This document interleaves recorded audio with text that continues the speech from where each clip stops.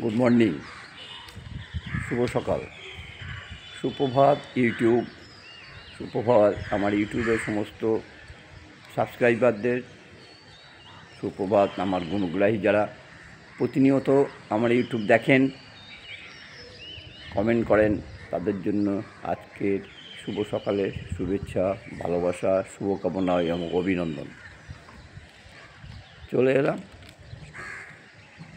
আজ আবার নতুন একটা মিষ্টি সকাল নিয়ে। আজ ওয়েদারটা কেমন দেখে নিন। আজটা হচ্ছে চৈত্র মাসের 1 তারিখ, 15ই মার্চ, 15 মার্চ, চৈত্র মাসের 1 তারিখ, শনিবার। আজ এখন সূর্য মামার দেখা যায়নি, নিশ্চয়ই উঠবে, বেলার দিকে উঠবে। একটু সকালবেলা মনে হচ্ছে একটু আগলা মেঘলা, ও বেলায় থাকবে না। যাই হোক, সবাইকে শুভ সকালের শুভেচ্ছা, অভিনন্দন ও শুভকামনা। সবাই দিনটা ভালো কাটুক, এই প্রার্থনাই করি। এই এক বন্ধুর সঙ্গে কালকে কথা হচ্ছিল, খুব বেচারি খুব এতে আছে মানে তার মেয়ে বিয়ে হয়ে গিয়েছিলো, মেয়ে এখন তার নিজের বাড়িতে রয়েছে। আমি কী হয়েছে রে? তো বলছে মেয়ে ওইখানে শ্বশুর শাশুড়ি। তেমন বললাম মেয়ের বিয়ে দিয়েছি, শ্বশুর শাশুড়ি ওরির মধ্যে তুই ঢুকবি কেন? মেয়ের বিয়ে দিয়ে তো তোর ওরির মধ্যে ঢোকাই উচিত না, তুই বা তোর ওয়াইফ কেউ ওরির মধ্যে ঢুকবি না। মানে প্রতিটা মানুষেরই উচিত মেয়েকে শ্বশুরবাড়িতে ঘর করতে দেওয়া, তাকে বলা না না কেন এরম করছে, বরঞ্চ তাকে বলা উচিত শ্বশুরবাড়িটাই তোর নিজের ঘর, শ্বশুরবাড়িটাই তার মেয়ের নিজের ঘর, এইটাই তাকে বুঝতে দেওয়া উচিত এবং বলা উচিত। তাহলে দেখবি তোর মেয়েও ঠিক হয়ে যাবে। তুই মেয়েকে বল, তুই যা ওখানে পাঠিয়ে দে, দিয়ে বল ওইটাই তোর নিজের বাড়ি, এটা তোর বিয়ে হয়ে গেছে মানে কি, এটা তো আছেই তো আমরা। তার মানে একটু কিছু হলে মেয়ে চলে আসবে বাপের বাড়িতে, এইভাবে প্রশ্রয় দিস না, মেয়েটাকে সংসার করতে দে। হ্যাঁ, আর একদম ওই তোরা দুজনের কর্তাগিন্নি দুজনে কেউ মেয়ের শ্বশুরবাড়িতে একদমই যাবি না। আমার নিজস্ব অভিজ্ঞতা দিয়ে বলছি, ছেলে মা মেয়ে বড় হলে তাদের নিজস্ব জগৎ তৈরি হয় এবং তাদেরকে তাদের মতন থাকতে দিতে হয়, তাদেরকে তাদের মতন থাকতে দিতে হয়। সব কিছুর মধ্যে আমাদের ঢুকতে নেই, বা বাবা মাকে ঢুকতে নেই।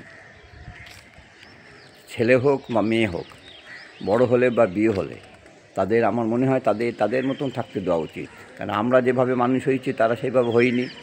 প্রথম কথা, আমরা হয়েছি 4-5 জনের বা 6 জনের মধ্যে, ওরা তৈরি হয়েছে একা বা দোকা, 1 জন বা 2 জন, যার জন্য ওরা প্রথম থেকে একটু অন্যরকম তৈরি হবে। শোনো, কালের সঙ্গে সঙ্গে নিয়মের সঙ্গে সঙ্গে আমাদের প্রত্যেককে চলা উচিত এবং ওদেরও চলতে দেওয়া উচিত।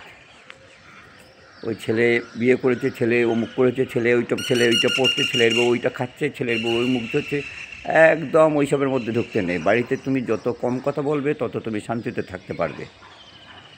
আমার মনে হয় প্রতিটা মানুষেরই ছেলে মেয়ের বিয়ে দিয়ে তাদের মতো তাদের থাকতে দাও, তারা তাদের সুখে থাকুক, ভালো থাকুক, এইটাই তুমি চাও। আর তুমি বাড়িতে যত কম কথা বলবে, যত ওদের টাচে কম থাকবে, তত ভালো। কেন আমি আমার চাকরি সূত্রে একজনের সঙ্গে কথা হয়েছে, প্রায় দিন, ভদ্রলোক হয়েছে, সে ব্যাংকে চাকরি করতো। বাড়িতে গিয়ে তা নাতিটাকে কোলে নিতে গেছে, বৌমা নাতিটাকে কোলে নিতে দেয়নি। কি বলেছে, বাবা আমি বাইরের থেকে এসেছেন, হাতে সাবান দিয়ে আসুন, তারপর নাতিকে কোলে নিন। ভদ্রলোকে খুব খারাপ লেগেছিল। কী অবস্থা বলছে, আমি যেভাবে ছেলেকে আমি বাইরের থেকে এসে ছেলেকে কোলে নিতাম, তখন তো কোনো সময় হাতে সাবান দেয়নি।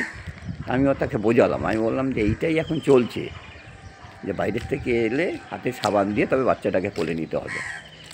এখন এইটাই ট্রেন্ড, এবং ওদের সঙ্গে তোমাকে মানিয়ে চলতে হবে, না চলতে পারলে তুমি আলাদা। বলছে না, আমি আর ওই ছেলের সঙ্গে থাকবোই না, বৌমার সঙ্গে ছেলের কোনো। আমি বলছি কারোরই কোনো দোষ নেই, তুমি খারাপভাবে নিচ্ছ কেন?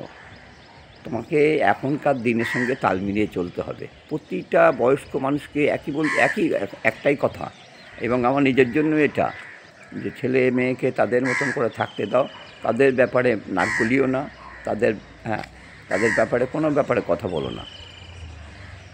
অনেকে বলে না ছেলে বিয়ে দিচ্ছে পর হয়ে গেছে, কেউ পর হয় না, সবই নিজের থাকে।